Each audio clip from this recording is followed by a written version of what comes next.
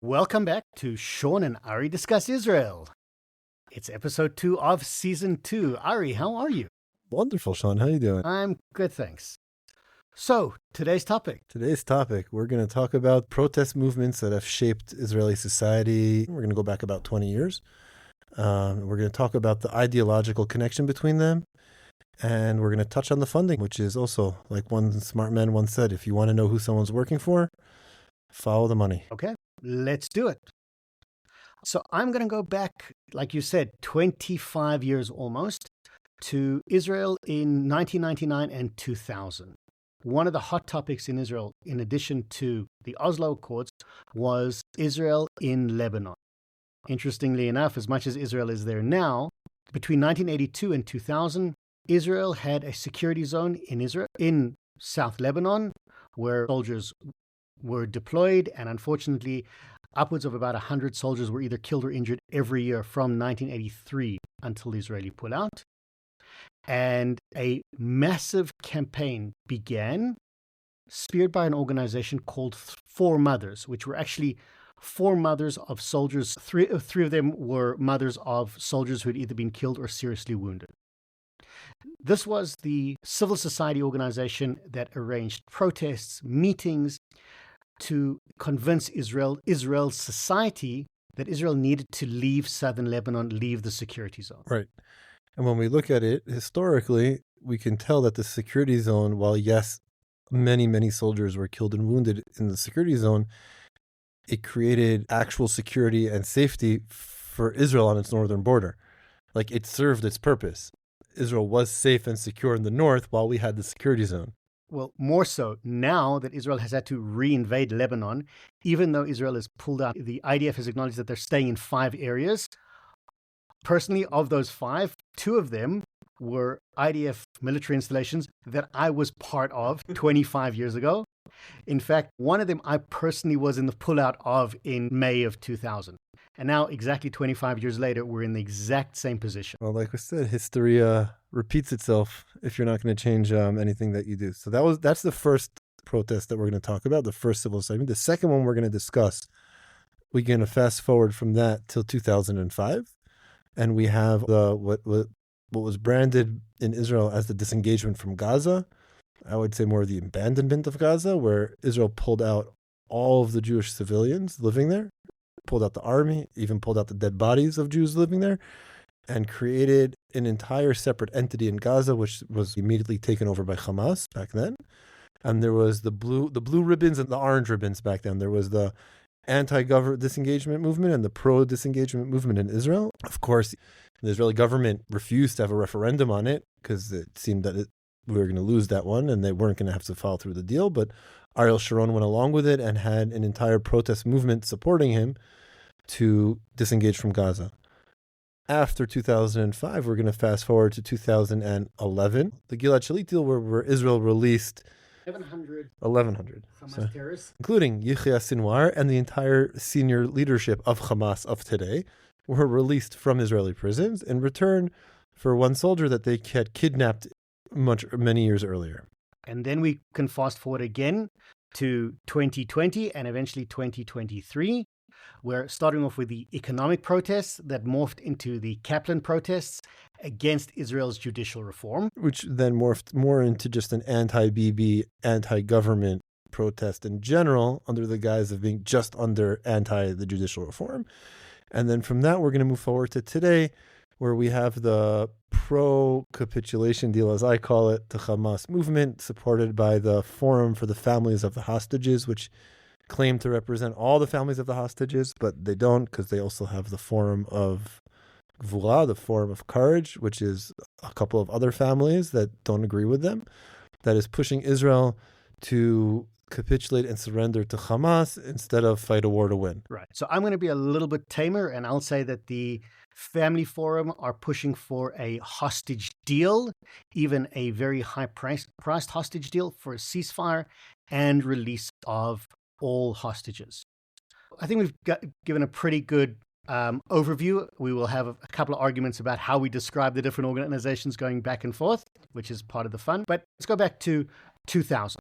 Israel is in Lebanon, in the security zone, and we have this organization called Four Mothers, made up of the mothers of soldiers who were either killed or badly wounded in the security zone in Lebanon. And they begin, firstly, the small protest on their own, and over time it grows and grows and grows. They have massive media coverage, disproportional media coverage. Ehud Barak, who then becomes prime minister, takes them on as well as one of his pet projects, and it becomes a major thing. I saw this as a soldier, even though the protests themselves seemed to be quite small. There was massive media coverage. It was spoken about in all aspects of the Knesset, and it was eventually part of the dialogue within the army. How and when are we going to pull out of Lebanon? It became almost an obvious thing. And every time it went back is, well, this was the massive protest by the Four Mothers movement. Now, something interesting I discovered about the Four Mothers movement is until 2014, an organization like Four Mothers never had to divulge if they received foreign funding. So you're saying that until 2014, organizations in Israel that received donations from abroad didn't have to report them. Only what was here in Israel would have to be reported. Correct. An organization could say, look, I got a 100,000 check from overseas, and that was it. You didn't have to say who, where, or anything else. That only changed in 2010, but the law only came into effect in 2014, where organizations in Israel had to acknowledge funding from foreign entities. That meant foreign governments or foreign foundations. Until then, so we can assume there was massive foreign funding. In fact, a couple of months ago, we discovered a memo from the precursor to the European Union. The EC acknowledged that they were funding Israeli organizations without having to divulge how much they were giving. Specifically, they'd spoken about the Four Mothers protest and Peace Now. But how much they gave and where this money was going other than to the organizations, we will probably never know. All right. So before we continue on for the rest of talking about all these organizations that funded these protests, I want to talk for a minute just why it's important. Why is foreign funding for a protest movement in Israel?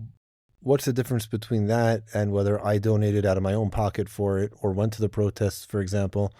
Why is foreign funding such an important point to understand all of these protest movements? Well, what is important to understand, the entirety of Israel's charity network, from a charity that deals with animals to a charity for a Haredi school to a charity that helps rebuild a kibbutz to a political organization like Peace Now or an organization like Breaking the Silence and many, many others, we are supported almost entirely by foreign funding. That means philanthropists from the US, from Canada, from the UK, and foreign governments. It's kind of one of those things that Israel almost accidentally set up since the beginning, is we rely on overseas to give us money. The difference is where that money is coming from.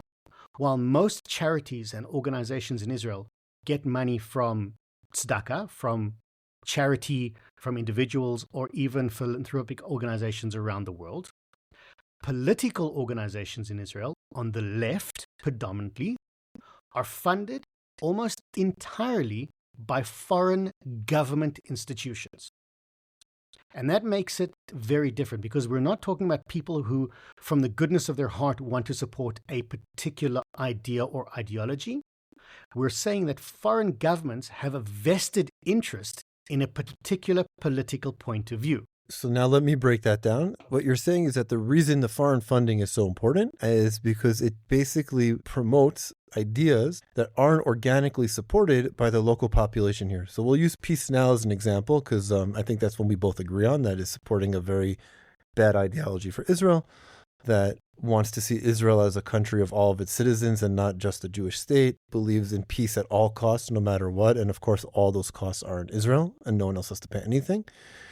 But basically, these ideas that are not supported organically here in Israel, in order to have an organization that promotes them significantly, they're being funded by governments, not people, by governments abroad, who are promoting an internal political ideology in Israel and get exorbitant amounts of financial support, they're able to seem like they're much bigger or much more popular here in Israel than they actually are. Absolutely. That's how it goes.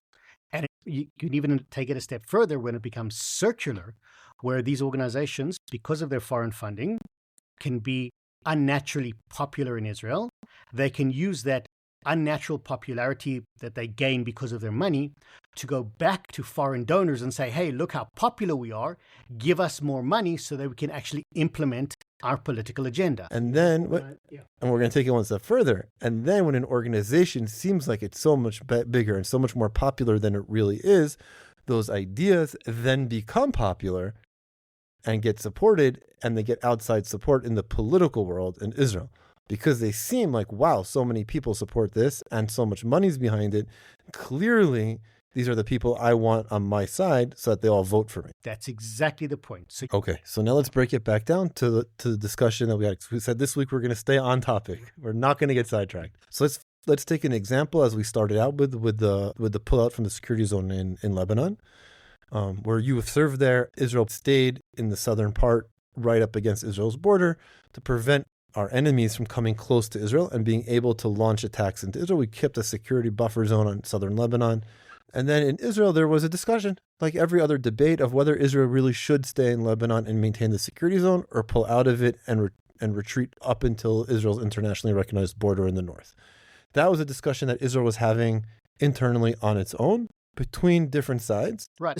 Important to note, this discussion of should Israel remain in Lebanon or not had been going on since the Lebanon War in 1982. So almost for 18 years, this discussion had been ongoing in Israel. And there was no decision made. It was sort of the status quo was we're here. We're not going to strengthen our presence. We're not going to weaken it. We're just going to leave it the way it is. If I remember correctly, I was still a teenager and my interest was still pretty low. So I looked at it and learned it historically. It's something that happened in the past. Then comes along an organization like the Four Mothers, which, is clearly on one side of that decision. And they have a little bit of support, but it's a little bit of support that already existed for this idea.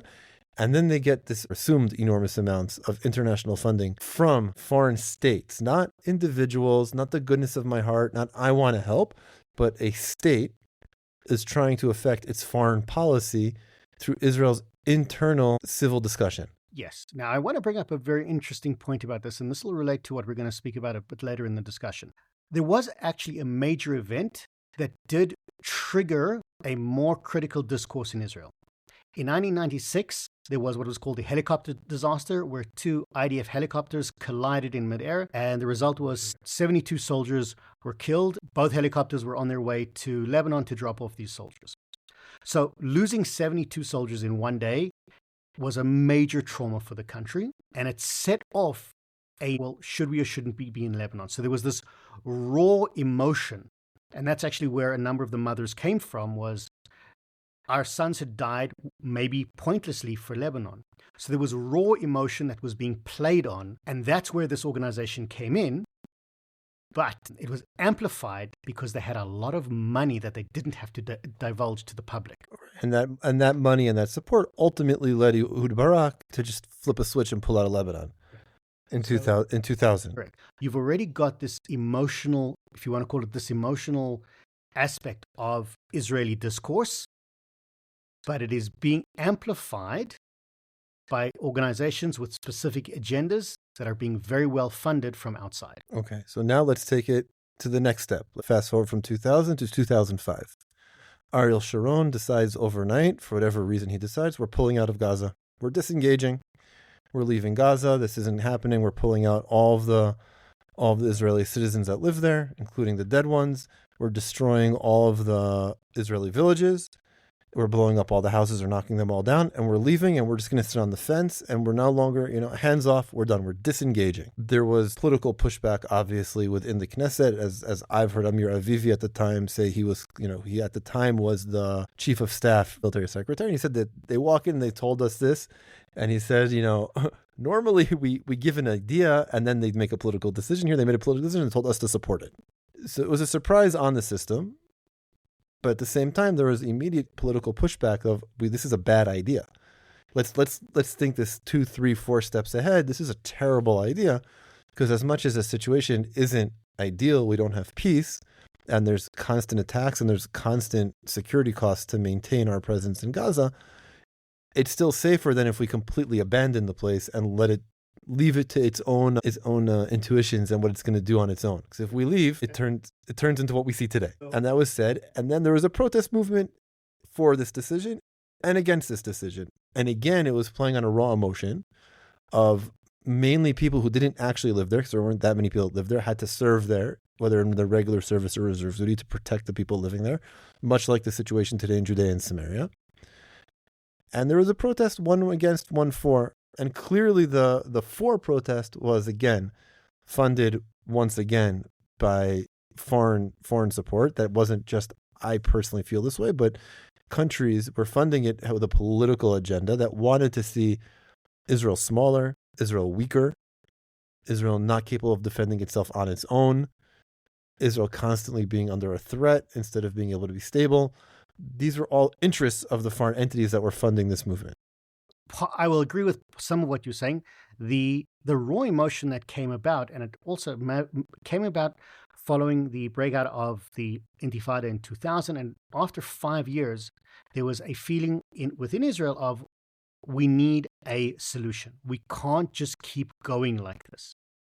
People are dying. People are being hurt. There has to be a way of getting out of this problem. That confusion of, was it a good time or was it a bad time, is exactly where Ariel Sharon began his disengagement plan.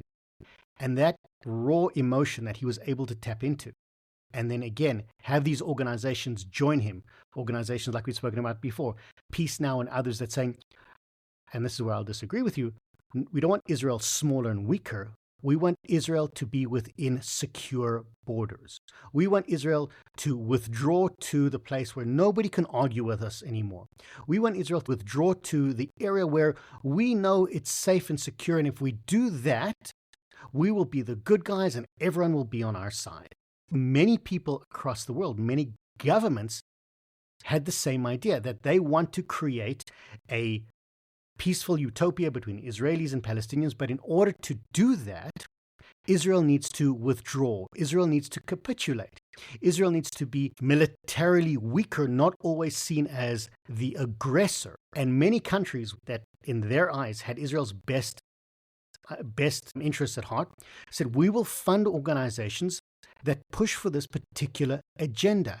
And that came about with the disengagement, where, despite overwhelming support in all polls that showed the majority of Israelis were against the Gaza pullout, it nevertheless happened. And it even happened without a real, authentic Knesset discussion. It was rammed through without any real legal discussion because it didn't need to. It had enough inorganic public support. The problem is I'm actually speechless, because you point out that the organizations didn't want to support, like I was saying, a weakened Israel. They were trying to say, well, we want Israel in its stronger, completely recognized borders without any question marks. And then everyone will love Israel. If we just pull out a little bit, if we just capitulate a little bit, we just let a few more Israelis die, we just be a little weaker, then everyone will love us. The fact that after, again, I'm going back to the Holocaust, and I hate comparing this out, but going back to the Holocaust and moving forward, to believe that anyone's gonna love us and appreciate us and think we're safe through anything but strength, how anyone could believe that as an idea is absurd to me, especially here in Israel. If anyone can believe, again, I have friends who believe this, and I'm not able to comprehend their thought process that there's peace through weakness instead of peace through strength. You're presenting this idea that people believe, and it doesn't make sense to me that you can have peace through weakness. It's not peace through weakness. Yes, you and I come from a particular area that appears peace through weakness, but from the point of view, it's not. It's about the absolute sanctity of life. And that's going to be a major point moving forward. No land is worth life. No piece of territory is worth sacrificing lives for. No ideology is worth sacrificing lives for. No victory is worth sacrificing lives for. This idea that the sanctity of life trumps everything else is part of this ideology. It's not about peace. What was it you said? It's not about peace through weakness. It's about achieving peace because of our absolute sanctity of life. So I would counter that not all life is equal. Not all life needs to be sanctified. And there are some things that it is worth dying for, both for us and definitely for our enemies. Well, we'll get to that in a few minutes, because let's move on to what happened within a year of the Gaza pullout. We had the Second Lebanon War, and simultaneously we had Gilad Shalit being taken hostage by Hamas in Gaza. And then we had a protest movement to make a deal to return Gilad Shalit. Right. One soldier for over 1,000 Hamas terrorists, including, as we've said before, Yahya Sinwar and the entire Hamas upper echelons. Correct. That was, and at the time then also, there were voices that said, we're setting ourselves up for disaster in the future. We're trading future potential harm for one soldier right now. And the idea was, well, we can mitigate that threat. We can deal with that threat. We can rearrest the terrorists, and the ones that do go back to violence and terror, we'll rearrest them. But that's only after they've now committed more murder and more terror, as we've seen multiple times with terrorists that were released in the Gilad Shalit deal. And there were voices that said beforehand, we're trading one dead person for a different dead person, or we're trading one soldier who's alive, who eventually can get back in a military operation, maybe, or lower the price. And instead, we're trading the future people that all the terrorists were releasing, they're going to kill. And we're sanctifying the life of that one soldier over the lives of the Israeli population as a whole. Correct. But now I'm going to bring it back to the emotional part, which you'll see constantly plays a part. Because for the years leading up to the Gilad Shalit deal, there was 24-hour protests outside the Prime Minister's office. There were marches from Tel Aviv to Jerusalem. There were massive amounts of students walking from Metula to the Gaza border. We had yellow ribbons all over the place. Gilad Shalit was the poster boy around the country. And the slogans were Haben Shel Kulanu, the son, he's all of our sons, or he was born to be free. Gilad Shalit, this young Israeli soldier, his name and a song on his honor was played every single afternoon on Galei Tzahal, Israel's most prominent radio station. So it didn't matter if you agreed or didn't. It was constantly in the news. It was constantly playing on a raw emotion. There was so much money involved. There was an entire organization set up to lobby the public, to lobby politicians on his behalf. Set up, by the way, by his own father. And there was all this going on. There was never a real public debate because you didn't need one. There was always protests. There was always somebody outside the Knesset. There was always somebody outside the Prime Minister's office. There was always something playing on the radio. It was raw emotion that was played over and over again. And the question became, well, who's paying for all of this? And still today, we don't know. We don't know because it was before the law came into effect. It was before the law came into effect on divulging foreign funding. But do we know how much foreign funding? We just don't know where it came from, or we don't even know the amount? Both. Because both organizations, the one for Gilad Shalit and for others, shut down operations after they achieved their goals. They achieved their goals, so their entire operation shut down. Their financial records are now sealed. They're not longer relevant, and that's it. Right. Okay. So let's fast forward again to the next protest we're going to talk about. And this one we've started to see now the law has come into effect. And we have a little bit of time since then, so we can see some of the financial records. We're going to turn to what became known as the Kaplan Street protests, which was every Saturday night and every day, for that matter, protests. It was during the potential judicial reform that Yariv Levin and Simcha Rotman were pushing, that would have shifted the balance of power between the judicial branches and the executive and legislative branches, and returned some semblance of balance back to that relationship where the judiciary for decades has been overstepping its powers. And there was a big discussion and there was consensus in Israel that the situation needed to be reformed. And the opposition minority, decided that this is their hold on power, even when they're not in charge, is the judiciary. And they're going to fight this no matter what. And we saw massive, enormous protests, both in Jerusalem, but mainly in Tel Aviv, that were against this judicial reform at all costs, and it derailed it. And that was a huge, huge operation. We're talking tens of thousands of people coming out to protest. We're talking about shutting down highways, concerts, huge operations that required enormous amounts of money. And now the law requiring the divulging of foreign funding is now in effect. Because now we're fast forwarding already after 2014. We're going to 2023, right before the war, about end of 2022, 2023. And what do we see here? So this is very interesting. We're actually going back, while it became most popular 2023 with the Captain Street protest, the funding behind it goes back to 2018, starting with, back then it was the protests because of the cost of living in Israel. It started off with a couple of people complaining about the price of cottage cheese, and then you had students complaining about the price of living, and organizations putting up tents in public parks to complain about the price of living and the cost of living in Israel. And one of the first questions that was asked is to start a protest like this and randomly set up tents all over the country. That it's important, but where did the money come from? And the answer was a charity called Blue and White Futures that was set up in 2018. And they originally divulged that they had received $300,000 in donations from different organizations in the US. And this grew from $300,000 to nearly $3 million by 2023.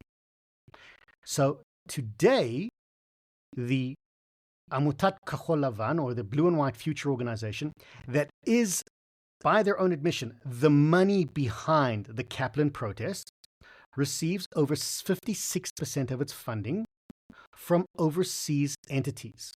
That includes various apparatus connected to the George Soros Open Society Foundation, USAID, and a second funding mechanism from the US government, starting 2018 under Obama.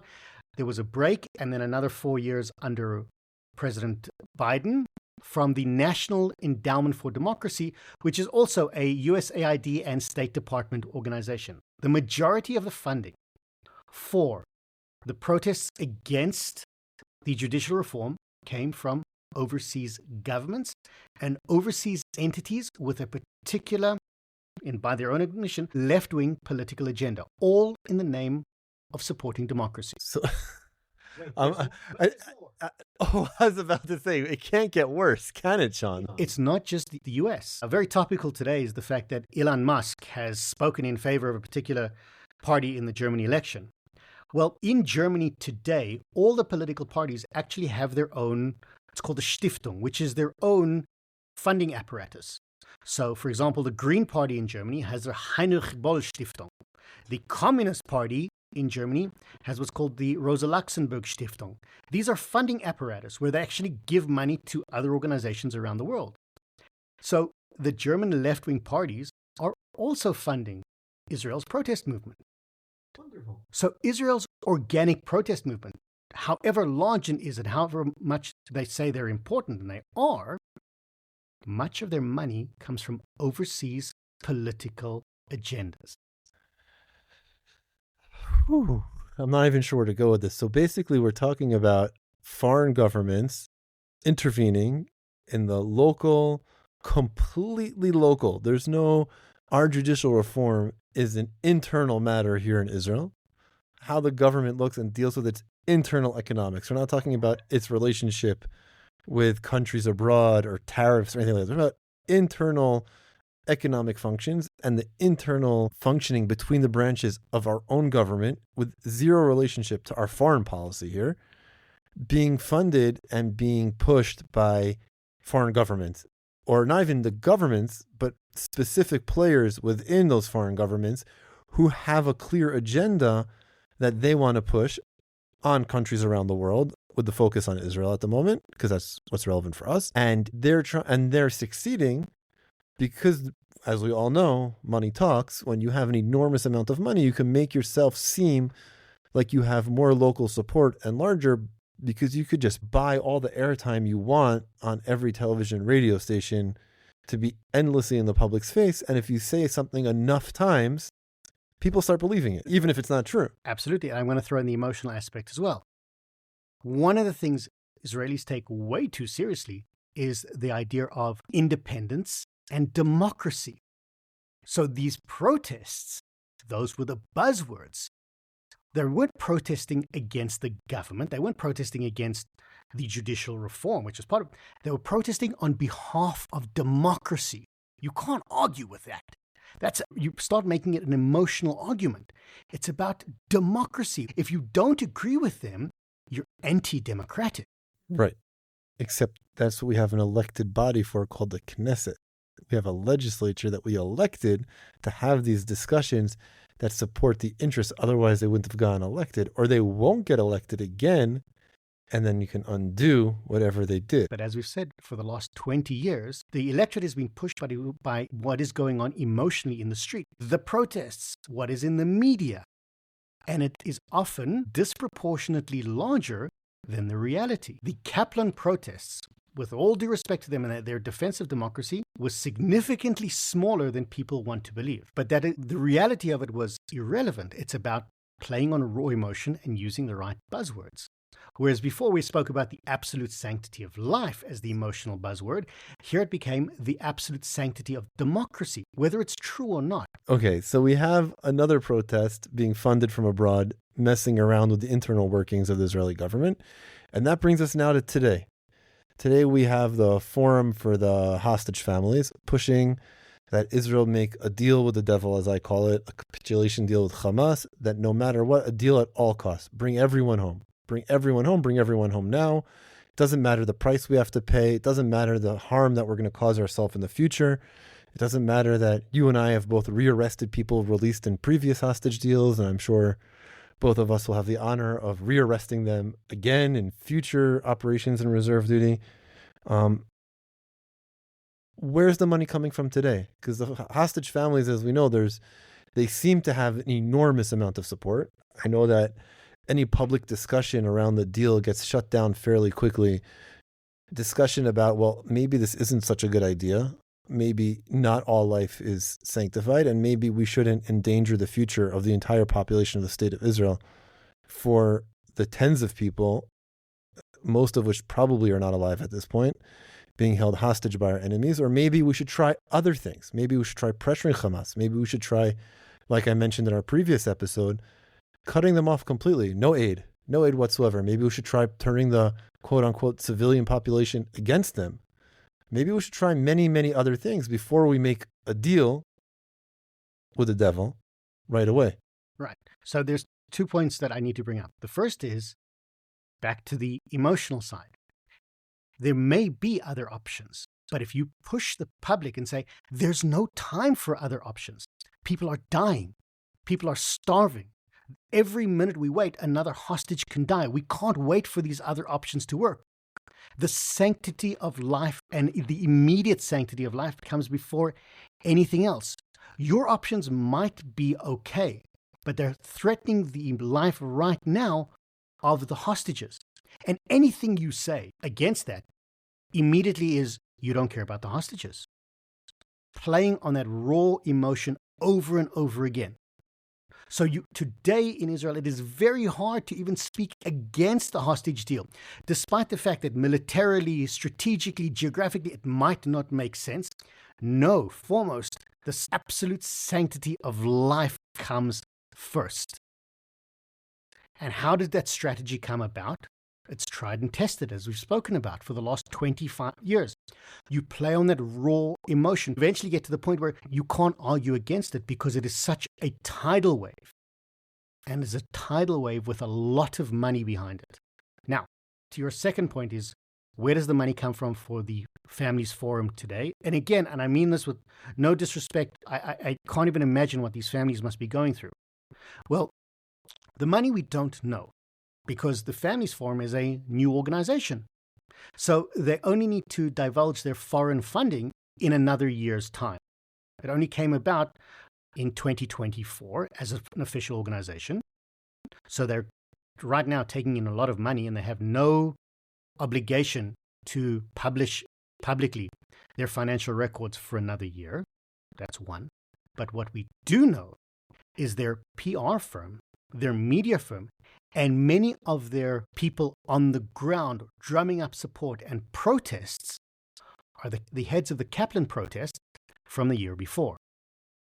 They moved from the judicial reform and the anti-Netanyahu protests. They used their same networks, their same media connections, their same group of protesters, and now they're protesting on behalf of the hostages, interestingly, against the Netanyahu government. The same people. Like I throw interesting in there. Interesting. So that connects us now that all of these movements that we've spoken about, the thread that connects through them is a thread of weakness. It's a thread of Israeli retreat. It's a thread of Israeli surrender, of sanctifying specific lives, only very specific lives, and not others. Sanctifying the life of the specific hostage or of the specific soldiers, and not sanctifying all the lives of Jews who are now in more danger. It's dealing with an immediate emotional feeling instead of looking at the reality on the ground and where this is going to get us and having an adult conversation about it, I'd like to say. Because emotion, that's not how we should be making decisions. At least that's not how you make good decisions usually. All tied together is that it's basically foreign intervention in the internal workings of Israel, going against what the majority of Israelis, or what the overwhelmingly majority of Israelis would think if it weren't for this foreign intervention, or would want. Yes. I'm going to add a little bit more. Actually, I'm going to add a lot more.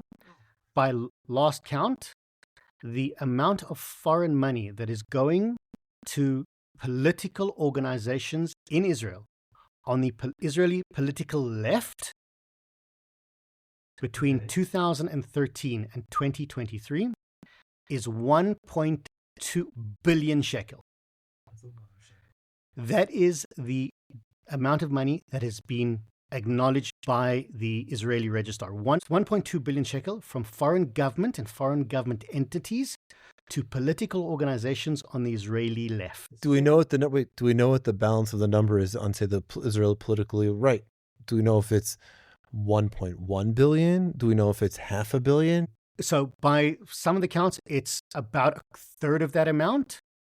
But, and here's an important difference, the Israeli right, by and large, is not supported by foreign government entities. German Stiftungen do not support any organizations on the Israeli right. The USAID does not support Israeli organizations on the right. The UK Department for International Development does not support organizations on the Israeli right. The European Union, the National Endowment for Democracy, all of these support organizations on the Israeli left, not on the Israeli right. So the almost $400 million, not billion, $400 million in funding for the Israeli rights from abroad, which isn't coming from foreign government entities, where is it coming from then? Private organizations, and a little bit also from Christian organizations. Now, when I say Christian, this is important because most of them are in the US. 1.2 billion shekel that I spoke about, in some cases we need to add at least another 500 million, because there are, especially in Europe, there are a number of state-run church organizations, like the Church of Sweden, Finn Church, the Church of Denmark, which are actually politically on the left. And they're also big funders of the Israeli political left. So it's a lot of money. That's the first point. The second point is, yes, playing on the raw emotion. It's not a coincidence that the most well-known peace organization in Israel is Peace Now. Not let's talk about peace, not let's discuss peace. We want peace now. There's no argument about we need peace right now. We can't wait for the hostages to be released. We need them now. The emotion is immediate. Bring them home now. Peace now. Pull out of Lebanon now. Leave Gaza now. Any delay is a threat to life. We need it to happen now. We can't wait. We can't discuss. We can't think. Now that we need to play on that raw emotion. Now. And every time there's a delay, let's throw more money in it. We need it now. It's a very childish way of looking at things. Is right now, is me, is focusing on the personal interest instead of the general interest, focusing on right now instead of taking time to think and formulate a real plan that leads you to the goal you're trying to achieve in a healthy way. It's everything right now. This goes back to a little bit of what we discussed in the previous episode, where it seems as though there's this need for focusing on oneself and on the immediate instead of being able to stop for a minute and I'll suffer a little now, knowing that in the long run it's going to be for the better. It'll be hard for me now, it'll be hard for us now, but knowing that in the long run it's going to be a good thing. Or it may not be great for me personally, but this is what this nation, this is what the people of Israel need right now. Like reserve duty, we both go. It's not good for either one of us on any account, and it definitely doesn't help me, but this is what the country needs from me, and I'm going to give it. Even though it's not what I want, I'm going to focus on what everyone needs from me instead of what I want. And what I want right now is not to be in reserve duty. It's to be with my family, be at my job, and to think more long term. I couldn't agree more. I think we need to summarize what we've discussed. And then it's really important we have to have a positive conclusion to this. Okay, so the first thing is it's important to acknowledge there is a lot of money involved in the Israeli protest movement. And unfortunately, as important as things like the hostages are, much of the protest and much of the public discourse is not authentic or even organic. There is a lot of it that comes from foreign influence and foreign funding. The second point I want to make before we sum up is the idea of it all plays on the idea of raw emotion. As Israelis, as Jews, we get very emotional very quickly. And much of the protests, whether it's pulling out of Lebanon, pulling out of Gaza, making a deal for Shalit or the current hostage deal, it's about playing on those raw emotions for instant success. And now I'm going to turn it over to you for hopefully something positive to say. So I have something positive. Actually, is what I've been thinking about most of the episode was what's going to be positive from all of this. And I think there's two things. There's two things that we pull out of this that leave me optimistic for our future. One, the beauty of living in today's day and age and not in 2000 is we have this wonderful thing called the internet that's very prolific and all over the place, which means information is readily available to anyone who wants it. I think that today we're more educated and we recognize that there's more actors at play affecting what we think about things. I think that's been one of the biggest lessons of social media, is that the public ideas and the discussions in public are controlled very much by media more now than ever. But now that we have out in the open, we have the ability to get out in the open, who's behind this public discourse? Knowledge is power. Knowing who's, like I said, follow the money. Knowing who's paying for something is an enormous amount of power that you have to be able to affect, to have those movements have less of an effect on us as a people. So that leaves me a little optimistic. But more importantly, I think looking what Trump and Elon Musk are doing in the U.S. by dismantling U.S. aid, by shifting the entire structure of how funding is used within the American government, is I think is as role models, as examples that can and should be copied. I think that a lot of people come into political power and they look at the system once they're there and they're like, this is the 10,000-pound gorilla. I can't touch this. It's too complicated. It's too convoluted. There's nothing I can do as one member of Knesset, as two members of Knesset, one small party. There's nothing we can do to affect this. And I think one of the biggest lessons that Trump and Musk are showing us now is it doesn't matter how big the bureaucracy or the system is. Everything can be changed. Everything can be fixed.